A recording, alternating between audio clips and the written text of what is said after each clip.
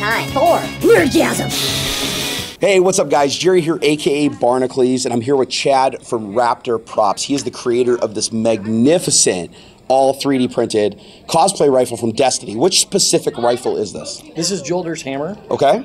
It's a little bit of an obscure gun. Not a lot of people know of Jolder. Yeah. Or the gun. And it's also one of the larger of the big, I think it's 3 machine guns that have kind of that barrel design.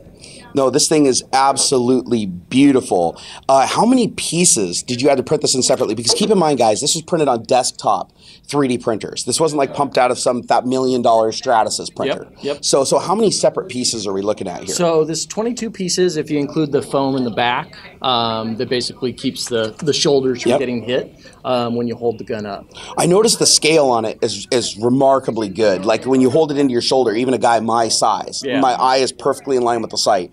And so did you have to mess with any of the scaling from like the original model that you built to get it right for the person who was wielding it? I did. The model started from the STL generator for the geo files that they had. From there, I did a test piece, actually printing the back of the stock to get an idea of just kind of putting in and make sure. And then I took cardboard, fashioned a cardboard basically dummy of it. Oh, wow. From that to hold it up to get an idea and stuff. I did have to scale this up about, it was about 5 to 6%, if I remember correctly, to get the right parameters and stuff for it, for when you're going to hold the gun, so it's more realistic. Gotcha. A lot of work went into that to get that scale right. And a lot of it was the trigger too, because the trigger was a little too small in the original model. So. Well, that's fantastic. Now, the original model that you started with, how much modification did you have to make to it to get to this, and like the slicing of parts and everything? Yeah. So obviously there was a lot of the details and stuff in here, the details in all of the gun, because the models you get, the geos that you get from the STL generator, basically just the raw files.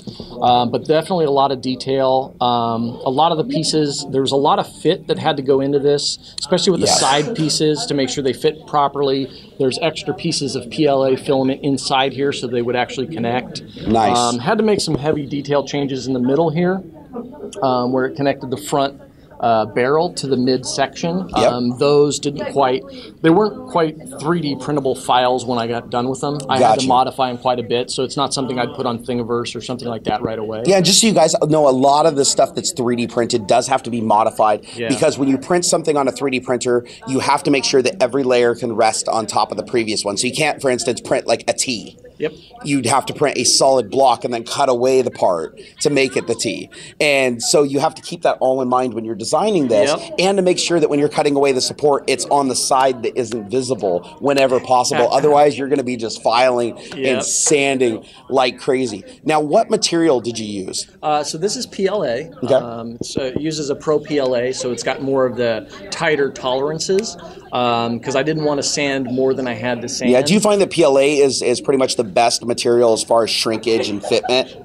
For PLA, yes, definitely for fit. I wouldn't use ABS for anything that had tight, fit tolerances like this. Gotcha. I'd use it for something like, I do some Deadpool stuff. I use it for something like that needs strength. And I don't really care about details. Gotcha. But for PLA, I would definitely use this for the details. So you would recommend people, if they wanted to get into something like this, that PLA would be the material of choice? Oh, heck yeah. And it's easier too. I mean, you don't need to have like a heated bed. I use heated beds in my printers, but you can use tape, and, there's all kinds of things that you can use. But definitely PLA is the best. You won't get much of that, like you said, the shrinkage and stuff of the parts. Yeah. Now the final assembly of this, putting it all together, how did you get everything to perfectly align like this and come together? I'm imagining, like, I've seen some people that'll do joints in the 3D print that'll align and come together. I've seen some people that use stuff like the metal rods, for instance. What technique did you use to bring this all together? So yeah, it's interesting for this one, because of the size of the gun. There's a couple things I had to do. There's metal rods that are going through the middle of the gun and through the barrel that connect in the middle with a basic a steel nut joint. It's basically a nut about that big to hold it. It feels really solid. I notice when you hold it. Definitely. But to connect a lot of the parts, what I did is PLA welding to weld a lot of the parts. I also used extra filament, where you drill a little hole in the filament, and you basically mate those together. For the larger pieces, what I did is I printed these little kind of Lego connectors. And they go go inside the barrel and snap inside the barrel, and they extend a little bit, and they go into the other piece next to it. It's almost like a joint that comes together. Gotcha. Because I didn't have time in the beginning because the model was kind of complicated after I got more into it, where I didn't have time to add those joints, and it was a month build, so it was after the fact, but I did make some quick joints and stuff to hold it together. So wow. I got some pretty good strength to it. Yeah, I mean, it feels absolutely amazing in the hand. Honestly, the weight kind of threw me off a little when I picked it up, because you'd think being a plastic gun, it wouldn't weigh that much, but this thing indeed weighs a good portion of what the real version of it would had it be a real gun, and that's pretty mind-blowing. Now, obviously, looking at it, the paint job on it is fantastic. The weathering and everything that you did, especially from the 3 foot to 5 foot range away from it, it looks completely real. And that's something that takes a lot of talent. Why don't you tell us about how you applied the paint, what type of paint you used on this? Yeah, so definitely. The bottom pieces of it and stuff, there was a lot of sanding that went into it first. Yeah. Always, right? 3D print. Yeah. Can we just stop for a second and explain that 3D printing doesn't wield stuff like this right off the printer? That's the most common question I get asked on all my 3D printing videos. No, 3D printing plus hours of sanding, plus Bondo, plus more sanding, plus skim coat, plus more sanding and buffing equals. It's not magic. It's not. Yes, I have the fingernails to prove it. They're still kind of beat up down to the skin. It uses a filler primer. You can get it in any auto store. Is there any particular brand? I know that some people have preferences towards a brand with that because some of it's thicker and thinner. Or do you use a whole array of it? I used to use Krylon, but I actually switched to Duplicolor a few months ago when I was doing some of my Deadpool stuff. Sure. You get that at AutoZone or any automotive store. And what makes that different than from a regular primer? Well, it seems to stick a lot better in the smaller cracks. So there's two versions I use. I use the thick filler primer when I first do my initial sanding, and then I use the thin filler primer to do that kind of top sanding. And is that just to help fill in the layer striations? Yep. Okay, so when you 3D print, you can see the little lines between the layers, and so that helps you fill that. So then that gives you a smooth surface. Okay, and then we get to the paint. Yeah, and then once that's done, what I do is I put a gloss coat down. Okay. For this one, because it is a darker gun, I did kind of a black gloss coat, and it's just a regular Krylon black gloss. And it's nice. It makes it look very metallic. It doesn't have that overly overshine like a plastic piece would look like. It gives it kind of that really smooth look, and it makes it better when you put the metallizer paints on top of it. It shines through. With the silver, that was a stainless steel buffing metallizer. That you would use like on little models or Warhammer characters and stuff like that. Fantastic.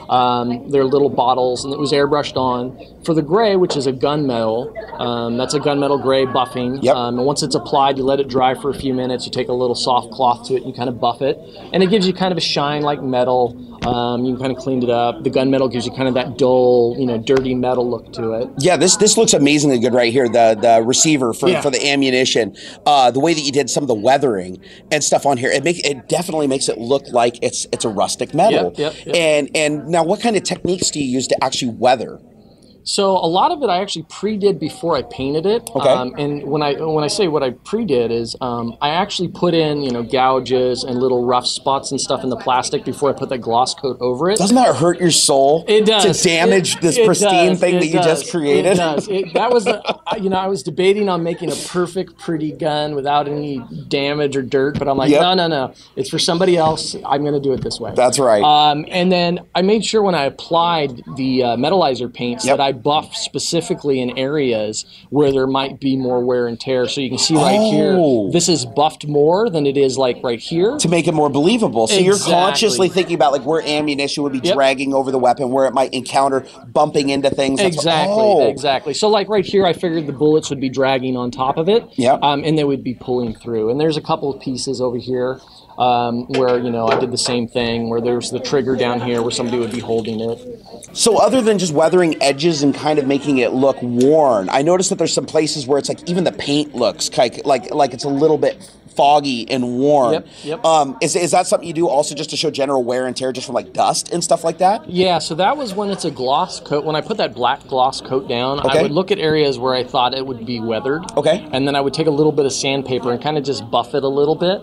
with a sandpaper, so there's no gloss in that area. So that way when I go over with the metallizer, it would fill in kind of where that rough spot is, and then it would shine through the metallizer, because I really didn't want to paint the whole thing and go, okay, I'm going to start buffing this and scratching the metallizer and get down to the bare metal. Wow, so you're really thinking steps ahead, and this is a process of layers and layers and layers. So this isn't just going out like my Pokeball. I went out, sand, sand, sand, spray, spray, sand, gloss, done. Yep. This is a lot of, and to apply the paint, what method do you use to apply the paint? Is it like rattle can, or you use an airbrush? The only thing that I use for the rattle can is the fillers, and for the filler paint.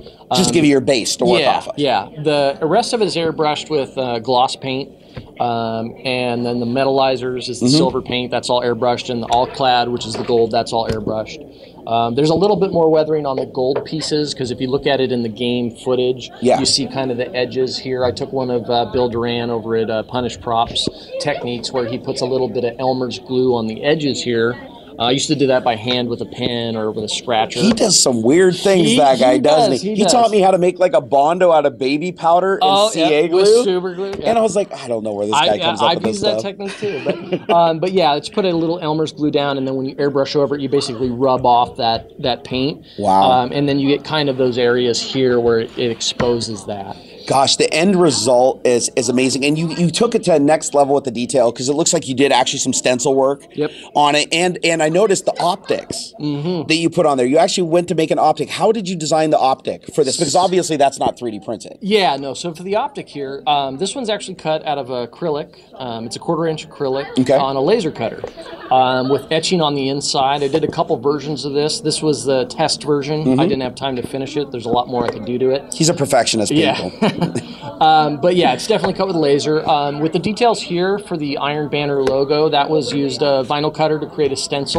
Wow. And this was actually airbrushed on with metallizer paints also. So you applied the vinyl, shot it, and then peeled it back? Yep, and then peeled it back. This one, out of all the pieces for the detail, this was the most difficult, because there's inside here's these little, the wolves in here have little eyes that are the size of a pinhole. Oh, wow. So the little vinyl piece had to keep coming off. So on one side, I actually just did detail with a toothpick for the eyes. Anything to get the job done, yeah, right? Yeah, because I was like, okay, I'm sick of trying to pull out this little piece. So now, this gun actually has a parting feature to it that you designed the gun with this in mind, and that is the ability for the barrel to physically smoke. Yes, yes. So when I originally designed this, before the modeling was completed and I sliced it, I visualized where the smoke would come through. Obviously, coming out the barrel is the first choice, and then I tried to incorporate to add its strength, to incorporate the tube that runs through the kind of the superstructure of the barrel that runs inside here, so it would give it strength. So I used an aluminum tube. And that tube goes through here, goes through the barrel. It hides about an inch and a half inside. Okay. So that way you don't see the tube. Now, did you do that just to kind of protect against the smoke permeating into the plastic? Yeah, that, and I also wanted to make sure the smoke dispersed outside of the gun properly, because if I put it right towards the front edge, then it would look like a vape machine. Gotcha. So the tube just allows it to kind of cloud out. Fill up and stuff. And then that runs through inside, and then there's basically plastic tubing like you would get at Home Depot for sprinklers. That runs inside, goes through the bottom of the gun into the magazine, and in the magazine there's the tube that you would hook up the vape machine or the smoke machine to it to actually push the smoke out. That's awesome. Now, this right here, the magazine on the gun, actually is hollow, guys. It contains not only a fake bandolier of bullets here that are also made out of rubber, which used a molding technique, right? Yep. So these started as 3D printed, and then you created a mold and poured it, and that's how you get rubber, because 3D printing a rubber, like Ninja Flex stuff, is very difficult to get detail. And you can't really sand it and Bondo it and everything like that. So this gives you a much better result. And plus, it gives you something that's elastic and can move with the gun. Exactly. Just like a real bandolier of bullets would. But inside of this is actually a smoke machine that's comprised of 2 e-cig vape machines wired to some Adafruit trinkets that basically produce an effect where you get the smoke out of the barrel. But the fantastic thing about that is you didn't create that mechanism, but you created the gun with that mechanism in mind and the ability to use it. Correct. So it kind of illustrates one of those things with 3D printing where it's like you can have somebody else just kind of give you some vague details about, oh, I want to integrate this or do this. And you can have that in mind and create it on your side, and it all just comes together in the end. But this is an absolute fantastic design. I have to ask, though, being the perfectionist that you are, what is the main main thing that you would have changed about this if you could go through and do it again? I think the main thing with this would probably be the fit. I would put in more integrated joints in the midsection, because that's where a lot of the strength of it's being, or a lot of the gun is being kind of stressed from the front of the barrel and from this, this light. I'm assuming it's a light or maybe grenade launcher. Okay. From there, I would add more joint work there. Definitely a little bit more sanding. Like I said, it was a month build, so there's a couple pieces in the center where I would have got more sanding detail in. Yep. The bullets, I'm going to do some more work on the bullets and stuff in the future, because there might be some other Destiny guns I might work on that use the same bullets. Otherwise, I mean, I'm pretty pleased with the gun. And, I know the current owner and stuff, she's very pleased with it. But, it's always improving techniques, improving look. So, well, my jaw absolutely dropped when I got to see this for the first time in person. I was watching the images that were getting posted to the various Facebook groups, and I was shocked I didn't put it together who actually was going to have the gun. So when I noticed that this was the gun that she had that she was talking about versus what I was praising on Facebook, like, oh my God, I wish I had this. The fact that I'm sitting here right now is kind of surreal, because you guys know I'm big into 3D printing. I've done some big 3D printing projects, but I've never done anything with this level of intricacy. I really haven't. Even the Reinhardt helmet, bless its soul, is a simple mechanism compared to the complexity of putting something like this together. And you have to really get into 3D printing to truly appreciate what it takes to model, create, paint. It's mind blowing. And trust me, I air bubbles. I made sure that she knew by the end of the night just how much went into this, because I know you were probably like, oh yeah, it was just a couple $100 of material, huh? No, guys, this is amazing. So if somebody out there wants to do a cosplay like this, and they're like, you know what, I got a lot of money sitting there burning in my wallet, I need one of these, who do they contact? You can contact Raptor Props. My name's Chad. If you're interested in something like this, just let me know. I really like to do the unusual kind of props, and this is one of them specifically. It's the reason why I did it, because nobody's done anything like this one before. So yeah. Well, I'm going to be picking your brain over the next couple of months, Chad, because I also have wanted to create an arsenal of weapons in my house, and I might have a couple of questions for you along the way. But thank you for taking the time to show us this amazing, amazing prop. And I've seen the way that people looked at it today, and it's just absolutely mind-blowing when people do a double take at this, because there's a lot of 3D printed cosplay weapons here. Yeah. But they're obviously 3D printed. This doesn't scream any of this. When you look at this, it almost, and I hate to say this, but it almost looks like it was produced by like NECA or something, and an injection molded procedure, and it was painted, everything. But it's not. This was just created. Well, this guy has a full-time job in the afternoon. And that's passion. Yep, definitely. And that's passion. So guys, please leave comments down below. Again, his contact information will be in the video description. And if you guys would like to see me attempt stuff like this in the future so that you can laugh at it, I welcome that. Let me know down in the comments. Also, come over and contact me on Twitter. I'm at Barnacules. Do you have a Twitter or a social media that you like people to engage on? I use Instagram, Raptor Props, and then also Facebook, Raptor Props. Awesome. So hit him up, guys. Tell him Barnacules sent you, because maybe he'll work with me in the future, and we can do something. Yeah, sounds good. All right, take it easy, guys, and until next time. See you later. Yeah! Woo!